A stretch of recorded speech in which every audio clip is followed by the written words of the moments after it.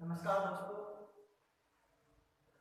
आज हम physical chemistry का नेक्स्ट टॉपिक ले रहे हैं, अभिक्रिया ऊष्मापन ताप का प्रभाव। इससे पहले अपन ने टॉपिक पढ़ा था स्थिर दाब व स्थिर आयतन पर अभिक्रिया ऊष्मा के बारे में, और उस दौरान अपन ने एक समीकरण उत्पन्न की थी कि डेल्टा H बराबर delta E plus delta N जी आर टी।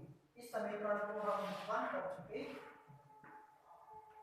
इसी क्रम में हमारा जो टॉपिक है वो है अभिक्रिया ऊष्मापन ताप का प्रभाव किस प्रकार से ज्ञात किया जा सकता है, वो देखिए आप लोग अभी।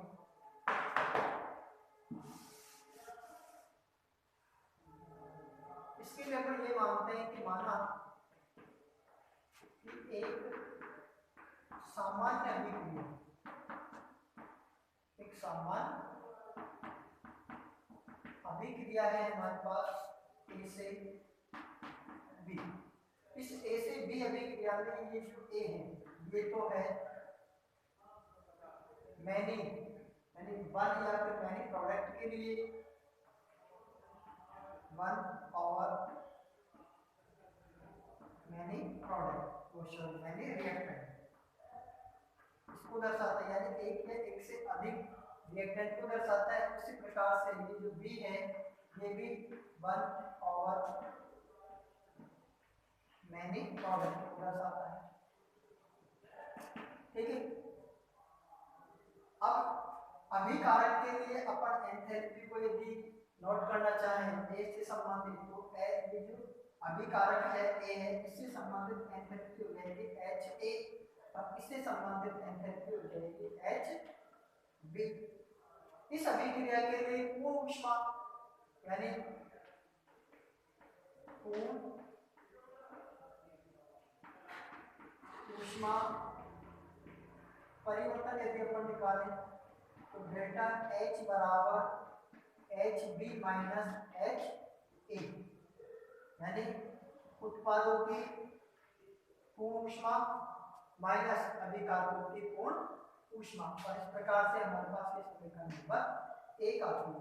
अब ये जो समीकरण 1 है, समीकरण 1 का स्थिर दाब पर ताप के सापेक्ष आंशिक अवकलन करते हैं। ताप के सापेक्ष क्या कर देते हैं? आंशिक अवकलन। अब इसका जब आंशिक अवकलन करते हैं तो समीकरण देखो हमारे पास बनती है del delta H upon del T constant P बराबर del HB upon del T constant P minus del HA upon del T constant P। और इस प्रकार से समीकरण बनती है हमारे पास समीकरण नंबर 2। हम जानते हैं कि del H upon del T constant क्या होता है? P। Del H upon del T constant P बराबर होता है किसके? Cp के। किसके बराबर है ये? Cp के, अर्थात स्थिर दाब पर ताप के सापेक्ष एंथैल्पी में परिवर्तन। स्थिर दाब पर ऊष्माधारिता Cp कहलाता है। तो ये जब हमारे पास है तो इसी प्रकार से हम लिख सकते हैं, यहाँ पर इसी प्रकार क्या लिख देंगे?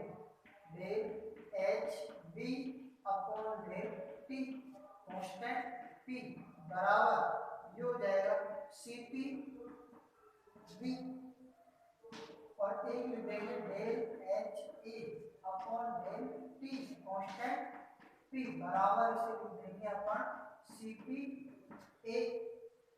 इस तरीके से लिख देंगे। अब ये दोनों समीकरण हो गए हमारे पास किसके रूप में? समीकरण नंबर 3 के रूप में। अब यहाँ पर लिख देंगे अपन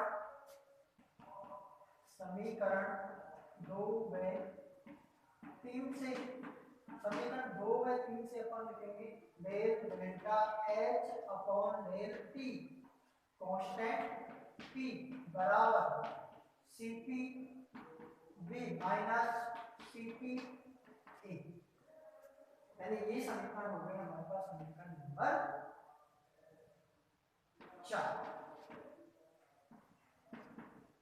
यदि डेल्टा Cp बराबर Cpb माइनस Cpa, समीकरण नंबर 5, अर्थात उत्पादों की ऊष्माधारिता का योग माइनस अभिकारकों की ऊष्माधारिता का योग, दोनों का जो अंतर है वो हमारे पास आ जाएगा अभिक्रिया की ऊष्माधारिता के रूप में अंतर। तो यहाँ पर इस समीकरण पे इस मान के स्थान पर अपन क्या रख सकते हैं, डेल्टा Cp। तो यहाँ पर रख देंगे del delta H upon del T constant P बराबर डेल्टा Cp, डेल्टा Cp। अब ये डेल्टा Cp वाले जो समीकरण है ये समीकरण क्या है हमारे पास 6, और समीकरण 6 जो है इसे हम स्थिर दाब पर किरचॉफ समीकरण या किरचॉफ समीकरण के रूप में जानते हैं। एक बार पुनः देखिए, माना हमारे पास एक अभिक्रिया है A से B, इस अभिक्रिया में जो A है ये एक या एक से अधिक रिएक्टेंट को दर्शाता है, और जो B है ये एक या एक से अधिक उत्पाद को दर्शाता है। यहाँ पर अभिकारक जो A है उसके लिए अपन ने एंथैल्पी मान रखा है HA, और यहाँ पर उत्पाद के लिए एंथैल्पी मानी अपन ने HB।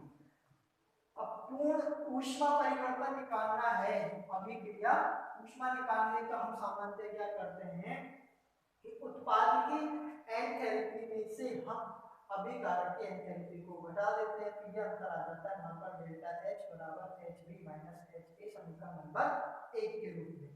अब समीकरण जो 1 है इस समीकरण 1 का हम क्या कर देते हैं, स्थिर दाब पर शर्त लगाई है अपन ने इधर कि इस समीकरण का स्थिर दाब पर ताप के सापेक्ष क्या करना है, हमें आंशिक अवकलन करना है। जब आंशिक अवकलन करते हैं तो हमारे पास समीकरण बनती है del delta H upon del T constant P बराबर del HB upon del T constant P minus del HA upon del T constant P, समीकरण नंबर 2।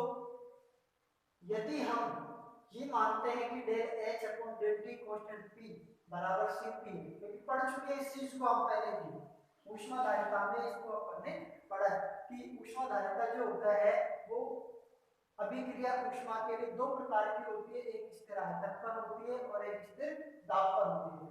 तो यह अभिक्रिया सामान्यतः हमारे पास स्थिर दाब पर है, तो इस अभिक्रिया के लिए हम Cp को डिफाइन करते हैं कि स्थिर दाब पर P के सापेक्ष एंथैल्पी में परिवर्तन जो है वो स्थिर दाब पर अभिक्रिया ऊष्मा Cp कहलाता है।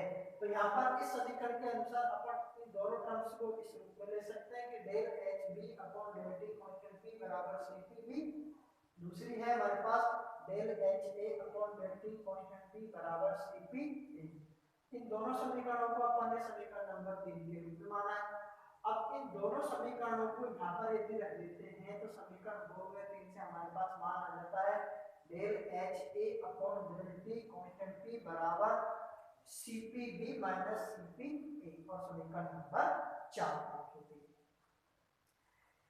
समीकरण 4 में जो हमारे पास ये जो वैल्यू है ये वैल्यू है उत्पादों की ऊष्माधारिता माइनस अभिकारकों की ऊष्माधारिता, इन दोनों का जो अंतर है वो अभिक्रिया के लिए ऊष्माधारिता माना जाता है, तो उसे अपन ने यहाँ पर प्रदर्शित किया है डेल्टा Cp के रूप में। तो डेल्टा Cp बराबर Cpb माइनस Cpa, इसके स्थान पर अपन ने यहाँ पर रख दिया डेल्टा Cp। ये समीकरण बनती है हमारे पास समीकरण नंबर 6।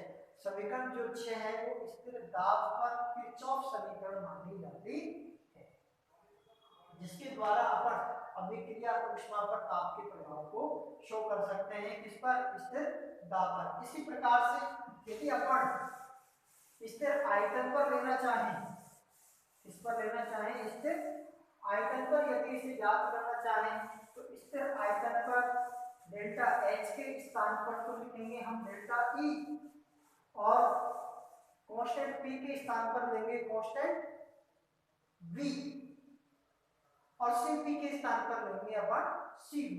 तो यहाँ पर लेंगे अपन स्थिर आयतन पर किरचॉफ समीकरण। देखो डेल्टा H के स्थान पर डेल्टा H के स्थान पर डेल्टा E, P के स्थान पर B, Cp के स्थान पर Cv रखने पर और इसे अपन लेते हैं delta E upon del T constant B बराबर डेल्टा Cv और ये समीकरण नंबर 7। अब देखो हमारे पास जो है समीकरण 7 जो है वो स्थिर आयतन पर किरचॉफ समीकरण या किरचॉफ समीकरण कहलाती है। तो ये हो गई हमारे पास स्थिर दाब पर और ये हो गई हमारे पास स्थिर आयतन पर। इन दोनों समीकरणों की सहायता से अपन अभिक्रिया ऊष्मा पर ताप के प्रभाव को ज्ञात कर सकते हैं अलग अलग शब्द। तो यानी स्थिर दाब पर याद करना होगा तो समीकरण 6 का उपयोग करेंगे और स्थिर आयतन पर यदि हमें अभिक्रिया ऊष्मा पर ताप का प्रभाव ज्ञात करना है तो हम फिर ज्ञात करेंगे समीकरण नंबर 7 के लिए। ठीक है, अब देखिए यदि अपन ये माने कि हमारे पास ताप के अलग अलग मान हैं, यानी हमें ताप का एक मान तो दे रखा है और ताप के दूसरे मान पर हमसे वो पूछता है कि अभिक्रिया ऊष्मा का क्या मान होगा। तो उसे ज्ञात करने के लिए हम क्या करते हैं कि माना दो भिन्न भिन्न ताप, माना दो भिन्न भिन्न ताप T1 व T2 है, T1 व T2 है। इन पर पूर्ण ऊष्मा परिवर्तन, इन पर पूर्ण ऊष्मा परिवर्तन है हमारे पास डेल्टा H1 व डेल्टा H, डेल्टा H1 व डेल्टा H2। तब समीकरण 6 का समाकलन करने पर, समीकरण 6 का हम क्या कर देते हैं अपन समाकलन कर देते हैं। तो समाकलन करने से पहले आप लोगों को यहाँ पर करना क्या है कि समीकरण 6 पे निश्चित दाब की जो बाध्यता है उसे हम हटा देते हैं। तो स्थिर दाब की जब बाध्यता को हटा देते हैं तो समीकरण 6 को हम इस रूप में ले सकते हैं कि d डेल्टा H बराबर डेल्टा Cp dt। ये समीकरण 6 का रूप आ जाएगा हमारे पास स्थिर दाब की बाध्यता हटा देकर। अब इस समीकरण का हमें क्या करना है, समाकलन करना है डेल्टा H1 से डेल्टा H2 और डेल्टा Cp का मान हम क्या मान लेंगे, स्थिर दाब का कांस्टेंट है तो यहाँ पर ये T1 से T2। इसका जब अपन समाकलन करते हैं तो इसे लिखेंगे delta H2 minus delta H1 बराबर delta Cp T2 minus T1 या डेल्टा H2 बराबर delta H1 plus delta Cp T2 minus T1। इस समीकरण की सहायता से हम स्थिर दाब पर अन्य टेम्परेचर पर हम अभिक्रिया ऊष्मा का मान ज्ञात कर सकते हैं स्थिर दाब पर। इसी प्रकार से स्थिर आयतन पर यदि हमें ज्ञात करना है तो डेल्टा T2 बराबर delta T1 plus delta Cp के स्थान पर Cv, into T2 minus T1, इस समीकरण का उपयोग करेंगे तो ये हो जाएगा हमारे पास समीकरण नंबर 8 और ये हो जाएगा हमारे पास समीकरण नंबर 9। तो समीकरण 8 और जो समीकरण 9 है ये दोनों भी क्या कहलाती हैं, किरचॉफ समीकरण कहलाती है। ये दोनों भी हमारे पास किरचॉफ समीकरण का रूप मानी जाती है। इस प्रकार से आप लोगों का ये जो टॉपिक है अभिक्रिया ऊष्मा पर आपका प्रभाव, ये टॉपिक हमारे पास समाप्त होता है। अब इसी टॉपिक से संबंधित आप न्यूमेरिकल भी सरल कर सकते हो। न्यूमेरिकल आप लोगों की बुक्स में दिए हुए हैं जो आप लोग आगे देखकर भी सरल करोगे। और इसी क्रम में अब हमारे पास इस यूनिट का ऐसा कोई टॉपिक नहीं है जो आप लोग पढ़ना चाहोगे। इस यूनिट में से एक अलग से टॉपिक है ऊष्मा रसायन के नियम, लॉ ऑफ थर्मो केमिस्ट्री।